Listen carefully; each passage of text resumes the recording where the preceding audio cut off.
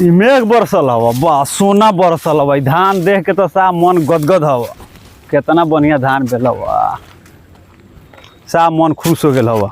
ओ खेदन भाई। हाँ बबू ने आवा ना का काहे कुछ बड़ा इतना ए मरे धान देखै तारा मेघ पर जाना तो और पटीदार सफाई इतना न पगला गेल बा पगलाइल बा। हाँ सफा इंद्र देव के भगवान के सब कच्चा ही गाड़ी देता सब पगला गेल बाबू ओकर लो यति झमड़ावा लइया। हाँ उ सफा गिर गेल बुढ़िया घिवड़ा रोपले बा। हाँ तो बर्बाद होइबे करिया पहिले धान रोपेला देखा धान रोप के कितना मन मस्त बा।